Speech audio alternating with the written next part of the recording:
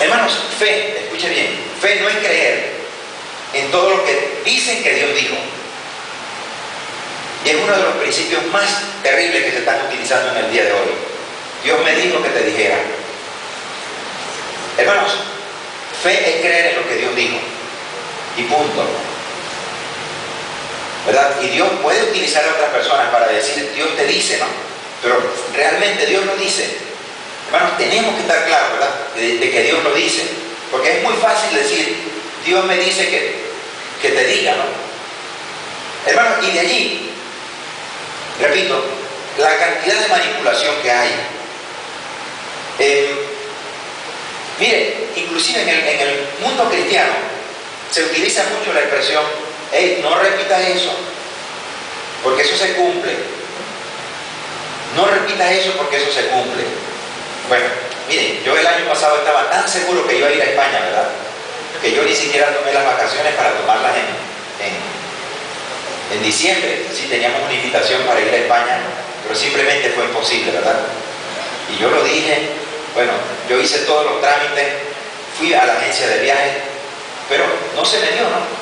Ahora, fue por falta de fe. Bueno, nunca, ni siquiera pensé esto hasta que estaba preparando la enseñanza, ¿no? Para ponerlo como ejemplo. Y estoy tan seguro de que no fue falta de fe que simplemente lo pongo como ejemplo, ¿no? Pero el hecho de decirlo o no decirlo no va a influir en una decisión final. Claro, yo no debo estar diciendo que yo estoy enfermo, yo no debo estar diciendo que... Porque a la larga, si yo estoy creyendo que Dios es mi sanador, ¿verdad? Debo estar quizás confesando otra cosa. Yo no debo, hay muchas cosas que yo no debería estar diciendo.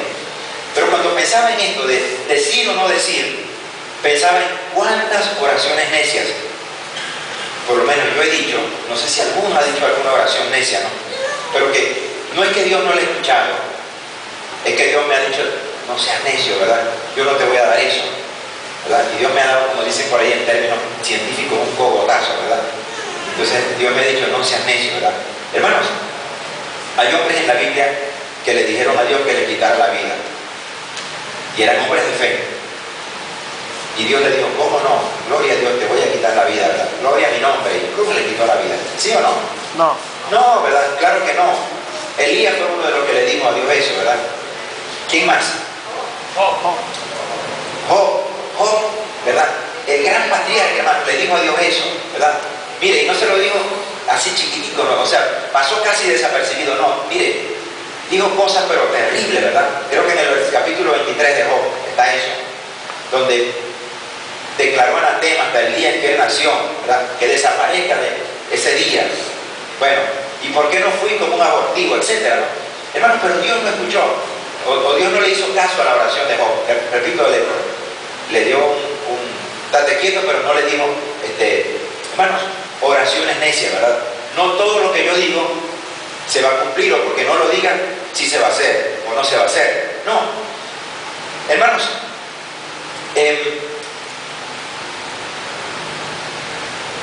repetir, decir que vendrán, muchas veces suena más a explicación psicológica, ¿verdad? Suena más a explicación psicológica que a explicación bíblica.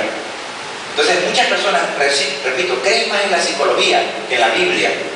Muchas personas están aplicando más principios psicológicos a la Biblia que la Biblia en su vida cristiana, ¿no? Entonces, ojo con eso, hermano.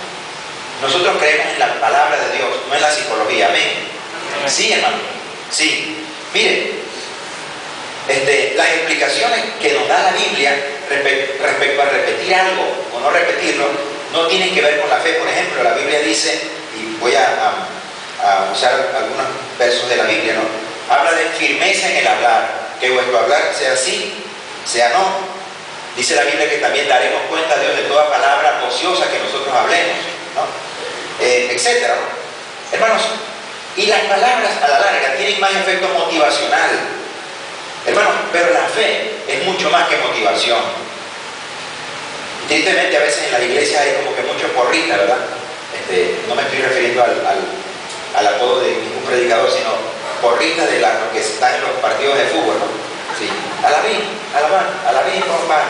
Los cristianos vencerán. O sea, ese tipo de personas que, y es tan insistente y hay que gritar y hay que, para convencer a la gente, ¿no? Hermano, eso es motivación, eso es manipulación. Hermano, si yo creo en la palabra, simplemente creo en ella y punto, ¿no?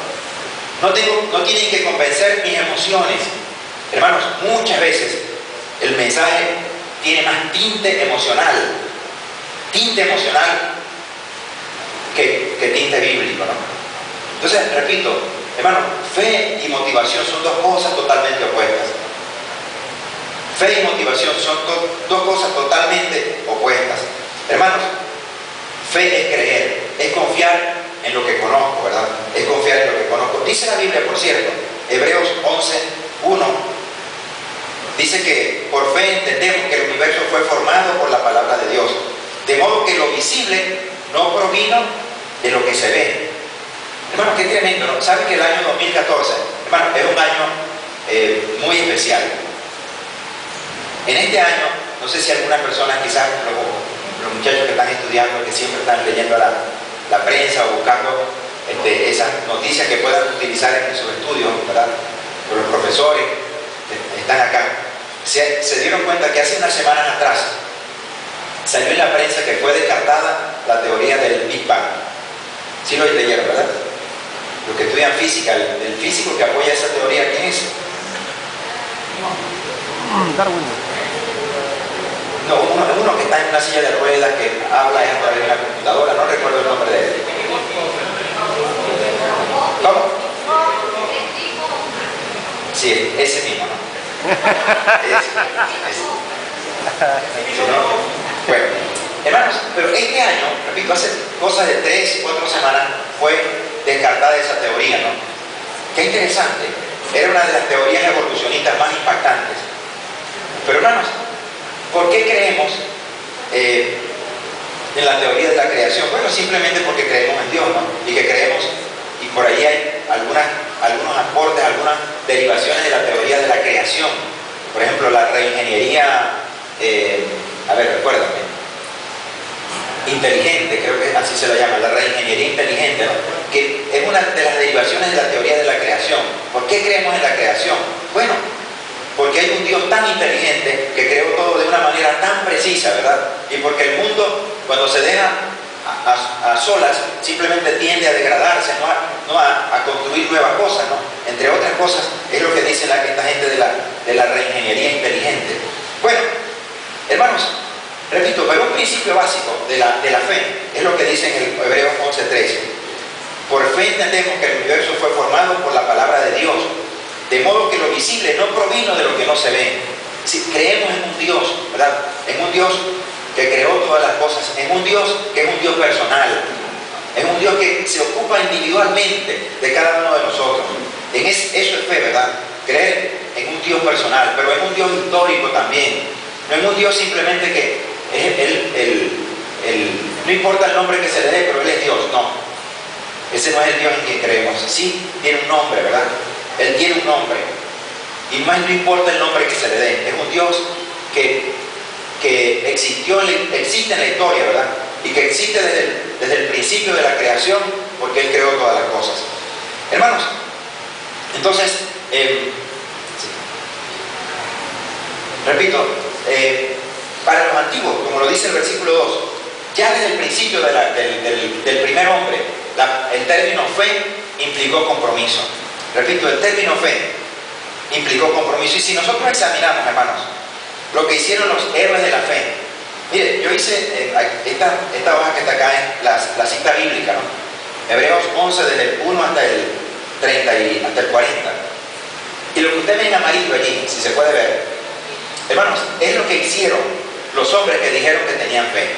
¿Y qué fue lo que hicieron ellos?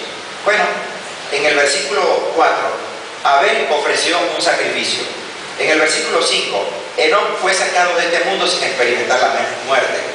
Versículo 7, Noé construyó un arca. Versículo 8, Abraham obedeció y sin saber a dónde iba. Pero también en el versículo 11 dice que Sara recibió fuerza para tener hijos. Por allí más adelante dice que